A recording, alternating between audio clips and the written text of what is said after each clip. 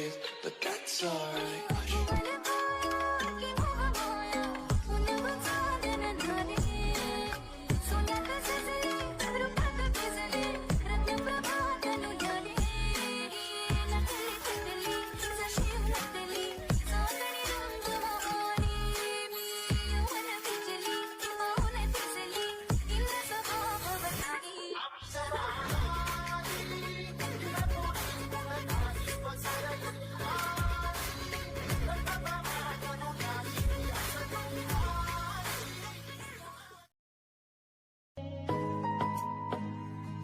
The Four-Star Romance Part 1।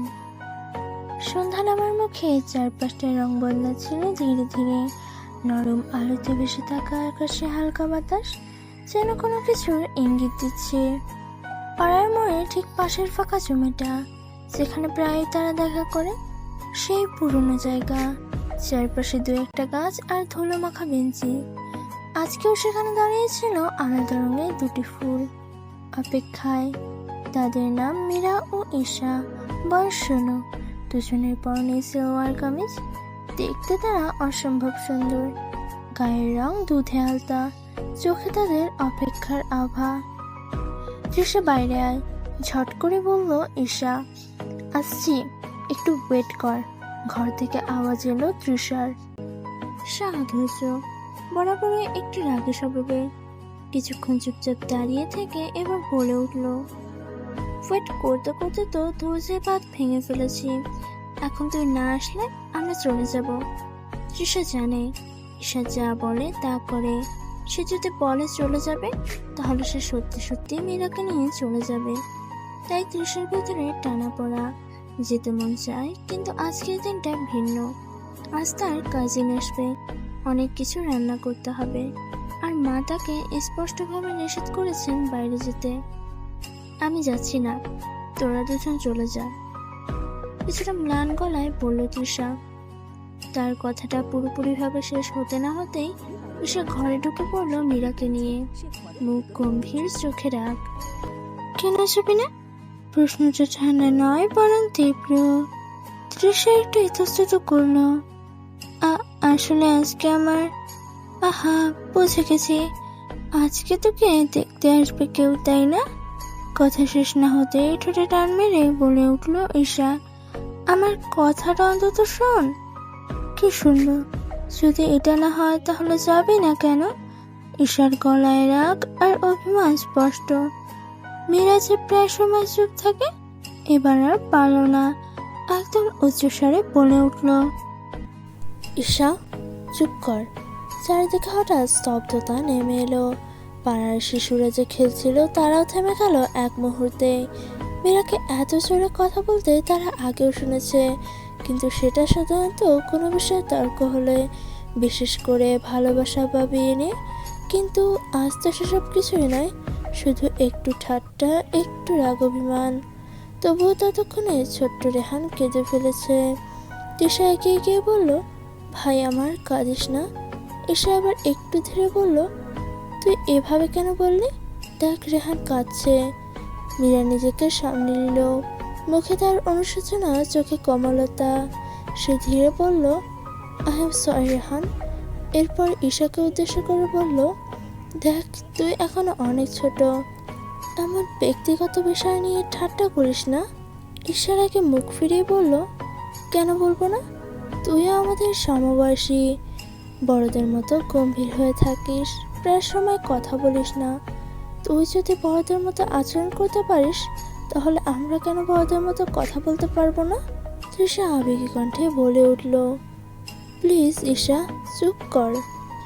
Isha আর পারল না, বহু বছরের রাগ, অভিমান যেন এবার মুখ ফুঁড়ে বেরিয়ে এলো। প্লিজ তৃষা, আজ আমাকে আটকাস না। দেখ মীরা, তুই যদি ঠিক করে আমাদের সাথে কথাই না বলবি, তাহলে কেন প্রতিদিন আমাদের সাথে দেখা করতে আসিস? কথাটা সে রাগের মাথায় মুখ ফসকে বলে ফেলেছে, কিন্তু এখন সে আফসোস করছে।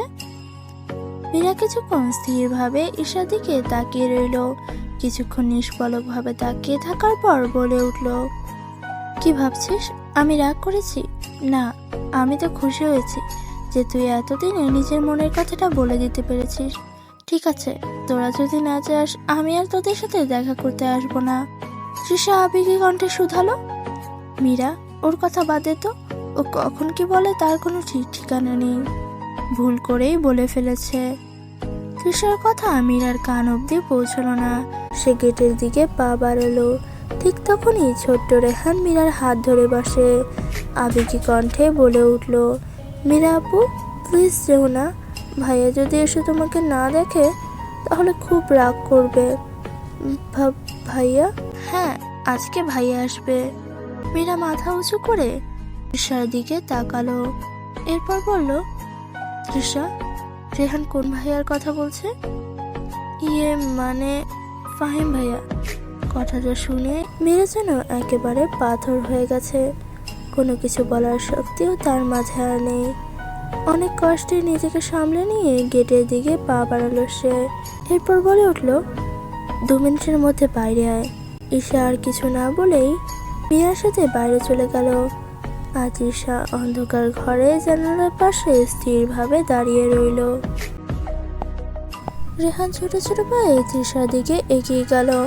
এরপর বলল, আপু, মীরা আপু এভাবে চলে গেল কেন? ছোট্ট রেহানের কথার কি উত্তর দেবে তা খুঁজে পাচ্ছে না তৃষা। আর কি করেই বা দেবে উত্তর? সে তো নিজেই এই প্রশ্নের উত্তর খুঁজে যাচ্ছে বহু বছর ধরে। মীরা তো এমন ছিল না, বেশ হাসি খুশি একটা মেয়ে ছিল। সেই তো তাদের হাসতে শিখিয়েছিল। আর হঠাৎ কি এমন হয়ে গেল যে তার মুখ থেকে হাসি হারিয়ে গেল চিরতরে। কল্পনায় চলে যায় তৃষা। পৃথিবীর কোনো চিন্তাই তার মাথায় আর কাজ করে না। জানালার দিকে এক দৃষ্টে তাকিয়ে আছে সে। জানালার বাইরের অপরূপ সৌন্দর্য অনুভব করছে সে। হঠাৎ রেহানের ডাকে জ্ঞান ফিরে তার। চারিদিক আবার আগের মতো। এখন আর শহরটিতে আগের মতো প্রাকৃতিক সৌন্দর্য নেই। এখন আর মীরাও হাসি খুশি সেই 5 বছরের মেয়েটা না। মাঝে কেটে গেছে অনেকগুলো বছর, পাল্টে গেছে সবকিছু। আমাদের ভালোবাসা, বন্ধুত্ব, সহমর্মিতা সবকিছু।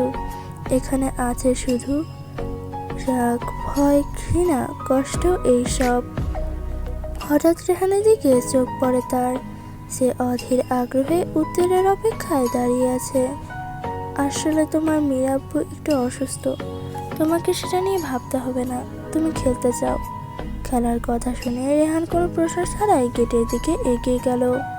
এরপর আবারও দৌড়ে এসে জিজ্ঞাসা করলো, আপু, ফাহিম ভাইয়া আমার জন্য খেলা নিয়ে আসবে তাই না?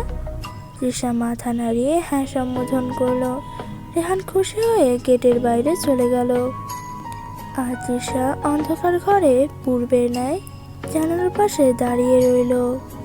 হঠাৎ তৃষার কাঁধে পড়ে এক নরম নমনীয় হাতের স্পর্শ। তৃষার শরীর শিউরে ওঠে, ভয় নয় বরং এক অসম্ভব ভালো লাগায়।